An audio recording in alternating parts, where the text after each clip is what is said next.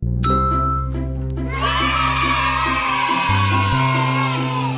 anak-anak, jumpa lagi di video pembelajaran dari ADF Video Edukasi. Video ini berisi rangkuman materi mata pelajaran IPS untuk siswa kelas 8 semester 1 dan 2. Materi video 1. Interaksi keruangan dalam kehidupan di negara-negara ASEAN. 2. Pengaruh interaksi sosial terhadap kehidupan sosial dan kebangsaan. 3. Keunggulan dan keterbatasan antar ruang, pengaruhnya terhadap kegiatan ekonomi, sosial, budaya di Indonesia dan ASEAN. 4. Perubahan masyarakat Indonesia pada masa penjajahan dan tumbuhnya semangat kebangsaan. Namun sebelum mulai, jangan lupa untuk klik like, subscribe, dan tekan loncengnya agar kalian mendapatkan pemberitahuan jika ada video terbaru dari kami. Bab 1. Interaksi keruangan dalam kehidupan di negara-negara ASEAN. A. Mengenal negara-negara ASEAN. ASEAN merupakan organisasi yang beranggotakan negara-negara di Asia Tenggara. ASEAN berdiri pada tanggal 8 Agustus 1967 di Bangkok, Thailand. ASEAN diprakarsai 5 negara, yaitu Indonesia, Malaysia, Filipina, Singapura, dan Thailand. Saat ini, ASEAN beranggotakan 10 negara, yaitu Indonesia, Malaysia, Filipina, Singapura, Thailand, Brunei Darussalam, Vietnam, Laos, Myanmar, dan Kamboja.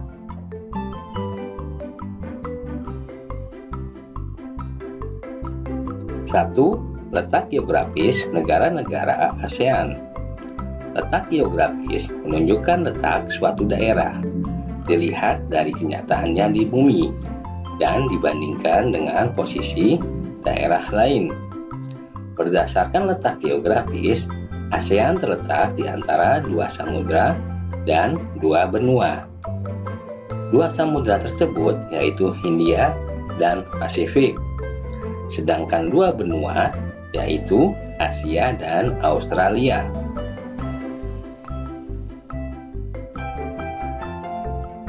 Dua, letak koordinat ASEAN. Letak koordinat adalah titik yang berpedoman pada garis latitude atau garis lintang dan longitude atau garis bujur suatu daerah pada peta. Letak koordinat sering disebut juga letak astronomis. Letak astronomis negara-negara ASEAN adalah 28 derajat lintang utara sampai 11 derajat lintang selatan dan 93 derajat bujur timur sampai 141 derajat bujur timur. B. Interaksi antar negara-negara ASEAN. Interaksi negara-negara ASEAN adalah kerjasama antara negara di kawasan Asia Tenggara dalam bidang sosial, ekonomi, politik, pendidikan, dan bidang lainnya. 1. Faktor pendorong dan penghambat kerjasama. Adapun faktor pendorong terjadinya kerjasama antara lain adanya kesamaan dan perbedaan sumber daya alam dan kondisi geografis. Sedangkan faktor penghambat kerjasama adalah perbedaan ideologi, adanya konflik dan peperangan, kebijakan protektif, dan perbedaan kepentingan. 2. Bentuk-bentuk kerjasama. Bentuk kerjasama di bidang sosial budaya bertujuan untuk menciptakan kerukunan dan kemajuan bersama antar negara anggota. Bidang kerjasama politik dan keamanan bertujuan untuk menciptakan keamanan, stabilitas, dan perdamaian di kawasan Asia Tenggara. Bentuk kerjasama di bidang pendidikan bertujuan untuk meningkatkan kualitas pendidikan di kawasan Asia Tenggara dan daya saing internasional.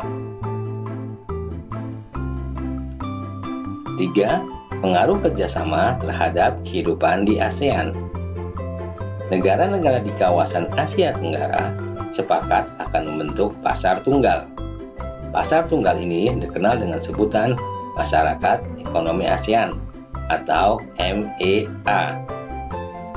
Dengan adanya MEA, suatu negara dapat menjual barang atau jasa ke negara anggota ASEAN dengan mudah. Oleh karena itu, setiap negara anggota mulai bersaing dalam menyiapkan sumber daya manusia sehingga mampu bersaing dalam MEA.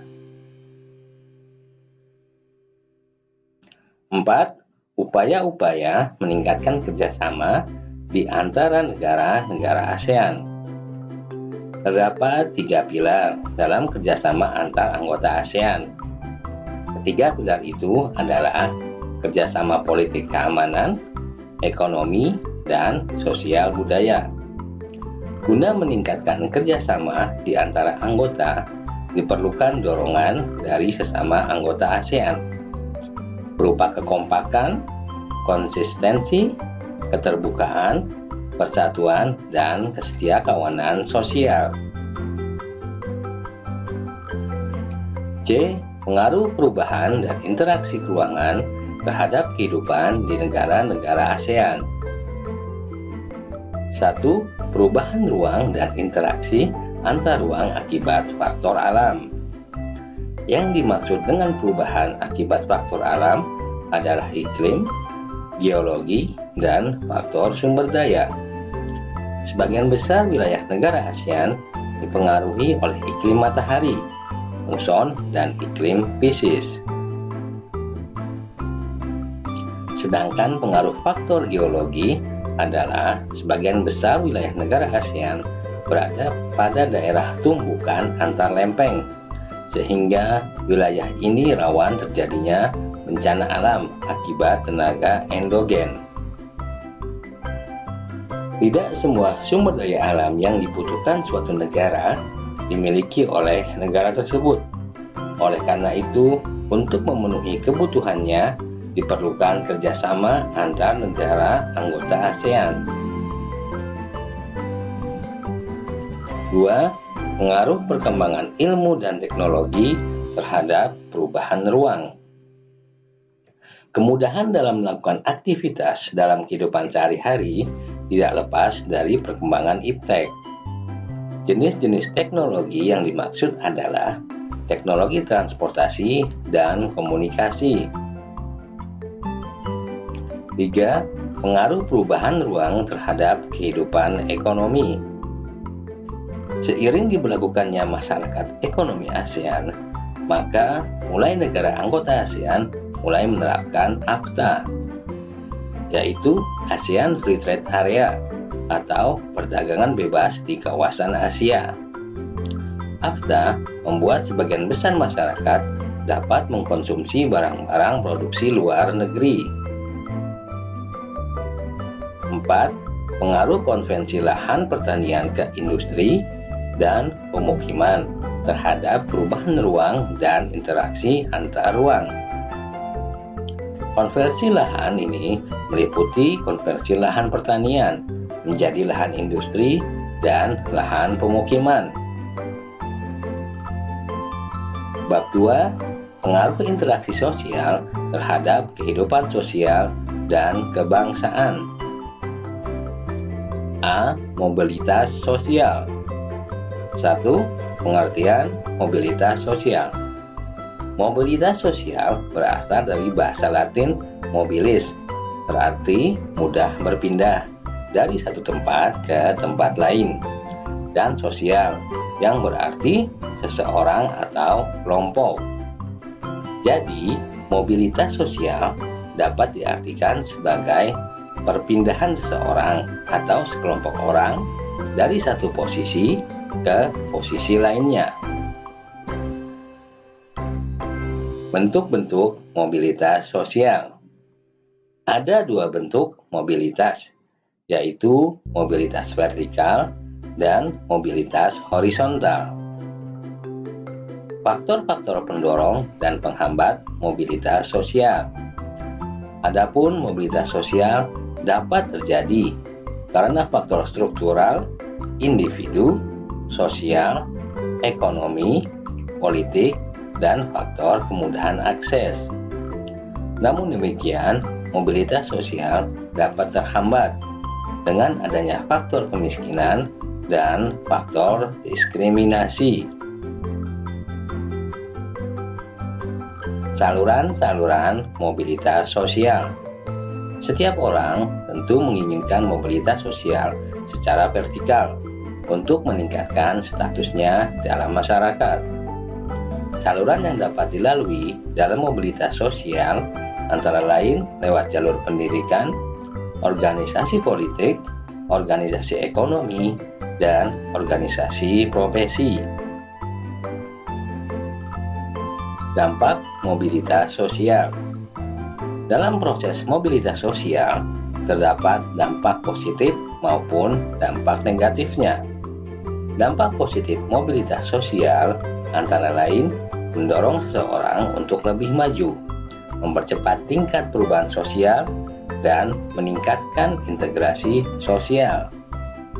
Sedangkan dampak negatifnya adalah munculnya konflik dan terjadinya gangguan psikologis. B. Pluralitas masyarakat Indonesia. 1. Perbedaan agama. Terdapat 6 agama yang berkembang di Indonesia. Bahkan baru-baru ini, Mahkamah Konstitusi mengabulkan gugatan penganut aliran kepercayaan agar keberadaannya dicantumkan dalam kartu tanda penduduk. Dengan adanya perbedaan agama akan meningkatkan rasa toleransi di antara umat beragama. Meskipun cara mereka berbeda-beda dalam upacara peribadatan, namun tujuannya sama, yaitu Tuhan yang Maha Esa. 2. Perbedaan budaya. Menurut sosiolog J.J. Honigman, ada 3 wujud budaya, yaitu gagasan, aktivitas, dan artefak. Sedangkan Kunchara Ningrat mengungkapkan 7 unsur kebudayaan, meliputi peralatan dan perlengkapan, mata pencaharian, dan sistem ekonomi, sistem kemasyarakatan, bahasa lisan dan tertulis, kesenian, sistem pengetahuan, religi atau sistem kepercayaan. Perbedaan suku bangsa. Terdapat lebih dari 300 kelompok etnik atau suku bangsa di Indonesia. Bahkan, menurut sensus BPS tahun 2010 diketahui terdapat 1.340 suku bangsa. Dengan banyaknya suku bangsa di Indonesia, justru mempererat hubungan antar satu dengan lainnya.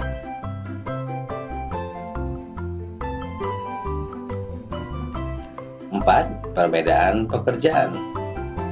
Pekerjaan adalah salah satu bentuk kegiatan ekonomi untuk memenuhi kehidupan manusia. Pekerjaan adalah salah satu bentuk kegiatan ekonomi untuk memenuhi kebutuhan hidup. Setiap orang memiliki keterampilan yang berbeda-beda, sehingga pekerjaan yang mereka lakukan pun juga berbeda. 5. Peran dan fungsi keragaman budaya. A. Sebagai daya tarik bangsa asing. B. Mengembangkan kebudayaan nasional. C. Tertanamnya sikap toleransi. D. Mendorong inovasi kebudayaan. C. Konflik dan integrasi dalam kehidupan sosial.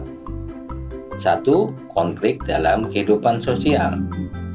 Sumber dari konflik adalah adanya perbedaan yang terdiri atas perbedaan individu, latar belakang budaya, dan kepentingan. Selain itu, juga disebabkan adanya perubahan nilai yang cepat. 2. Integrasi sosial.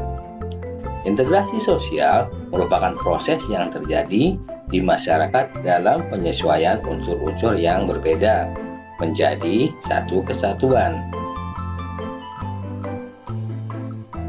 Bab 3. Keunggulan dan keterbatasan antar ruang. Pengaruhnya terhadap kegiatan ekonomi, sosial, budaya di Indonesia dan ASEAN. A. Keunggulan dan keterbatasan antar ruang serta peran pelaku ekonomi dalam suatu perekonomian. 1. Keunggulan dan keterbatasan antar ruang dalam permintaan, penawaran, dan teknologi. Setiap orang pasti mengkonsumsi barang yang berbeda-beda, dan apa yang dikonsumsi itu kadang tidak tersedia di sekitarnya. Perilaku konsumsi masyarakat pedesaan tentu akan berbeda dengan perilaku konsumsi masyarakat perkotaan. Masyarakat pedesaan akan lebih sedikit mengkonsumsi barang dan jasa dibandingkan dengan masyarakat perkotaan. A. Keunggulan dan keterbatasan antar ruang serta peran pelaku ekonomi dalam suatu perekonomian. 2. Pengertian pelaku ekonomi. Terdapat 4 pelaku ekonomi, yaitu A. Rumah tangga keluarga atau konsumen. B. Perusahaan atau produsen. C. Pemerintah. D. Luar negeri. Keempatnya, berperan penting dalam menggerakkan roda perekonomian suatu negara. 3. Peran pelaku ekonomi dalam perekonomian. Konsumen membutuhkan barang dan jasa yang dihasilkan oleh perusahaan. Dalam hal ini, konsumen memiliki 2 peran, yaitu sebagai konsumen dan faktor produksi. Di antara produsen dan konsumen ini terdapat distributor yang berperan sebagai penyalur barang dan jasa.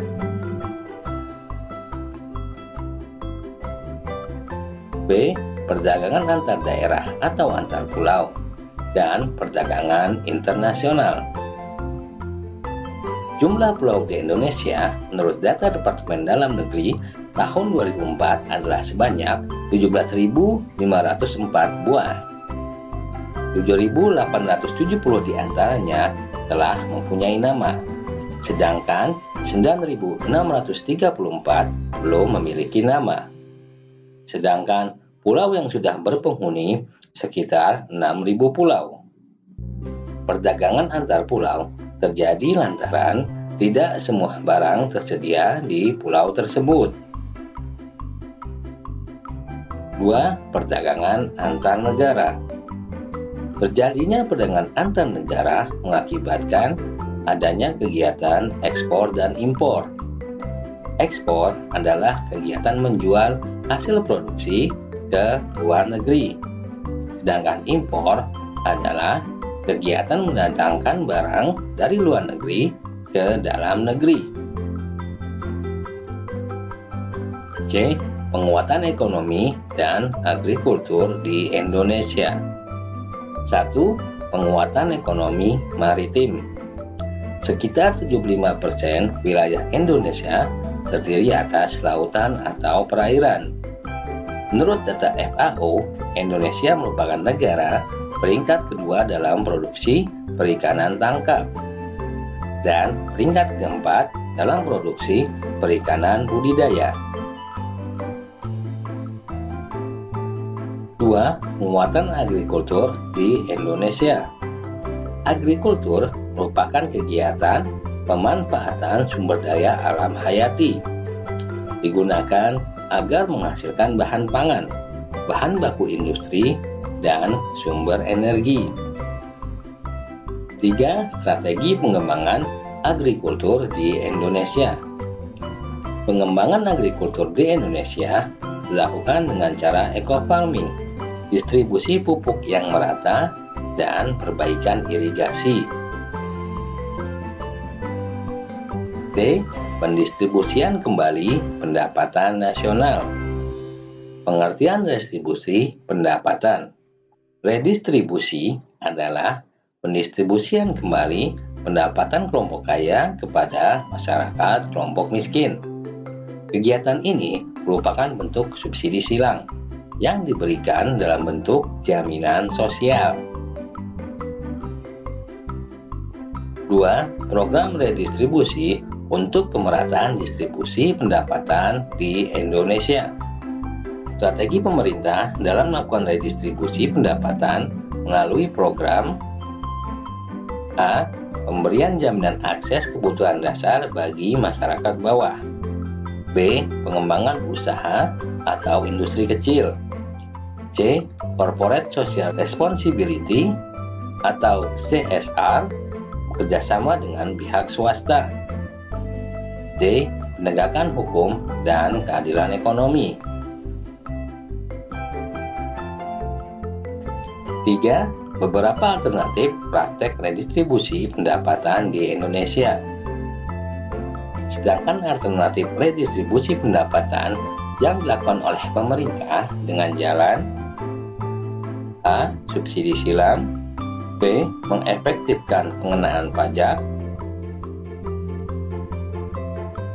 Bab 4. Perubahan masyarakat Indonesia pada masa penjajahan dan tumbuhnya semangat kebangsaan.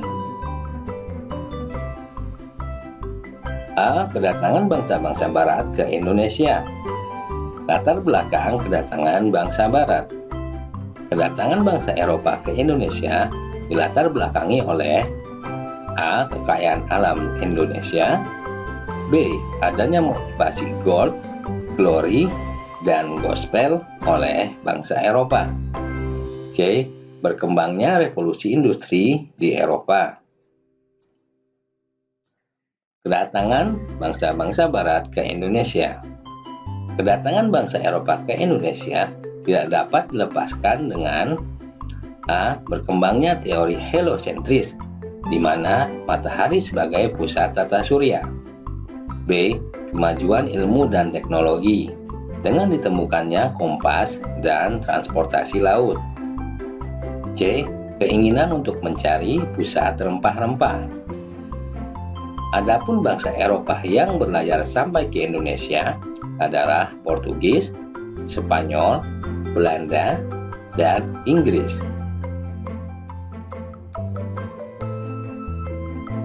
B. Kondisi masyarakat Indonesia pada masa penjajahan. Pengaruh monopoli dalam perdagangan. Monopoli berasal dari dua kata, yaitu mono dan poli.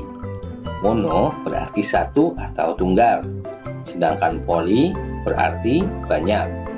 Sehingga monopoli berarti satu untuk banyak.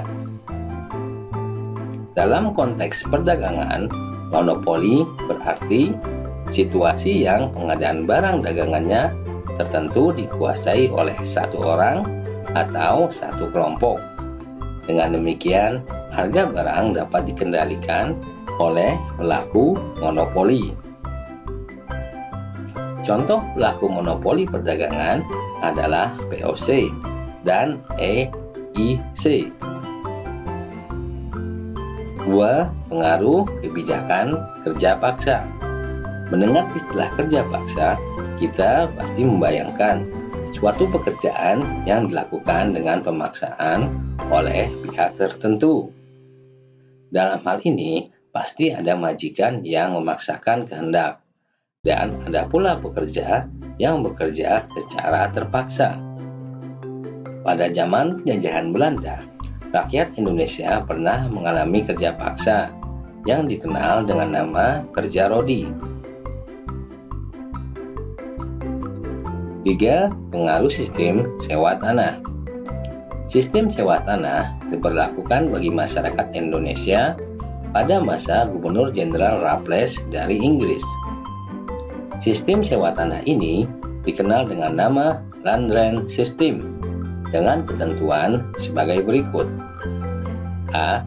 Petani harus menyewa tanah, padahal petani adalah pemilik tanah. B. Harga sewa tanah ditentukan oleh pemerintah Inggris di Indonesia. C. Pembayaran sewa tanah dilakukan dengan uang tunai. 4. Pengaruh sistem tanam paksa. Sistem tanam paksa dikenal dengan istilah kulturstelsel. Pemerintah Hindia Belanda memaksa rakyat Indonesia untuk menanam jenis tanaman rempah-rempah. Kebijakan ini diberlakukan di Indonesia pada masa pemerintahan Gubernur Jenderal Johannes van der Bos. 5. Perlawanan terhadap kolonialisme dan imperialisme. Kedatangan bangsa Eropa ke Indonesia ternyata mengakibatkan penderitaan bagi masyarakat. Penderitaan ini terjadi di berbagai aspek kehidupan masyarakat. Sebagai reaksi dari penderitaan dan berbagai kebijakan yang merugikan masyarakat, maka terjadilah perlawanan di berbagai daerah.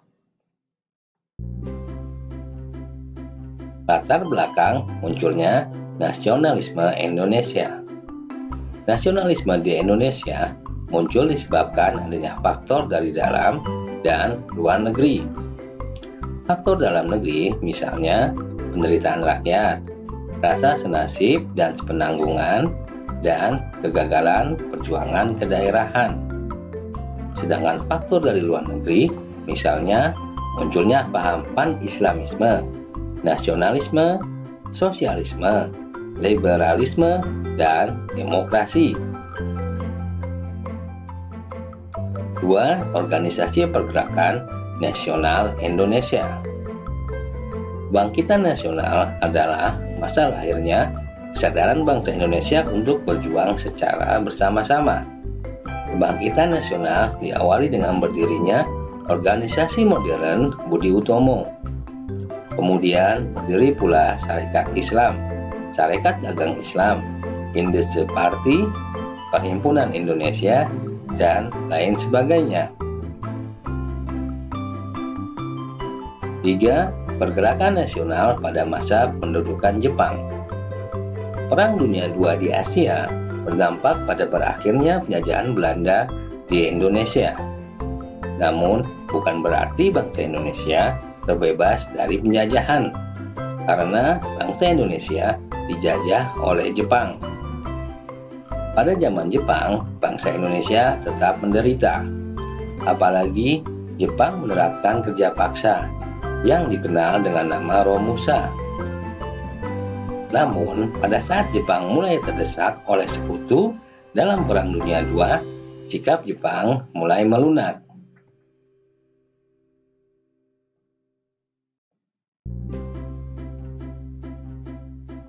Demikianlah rangkuman mata pelajaran IPS untuk siswa kelas 8 semester 1 dan 2. Sampai jumpa di video lainnya.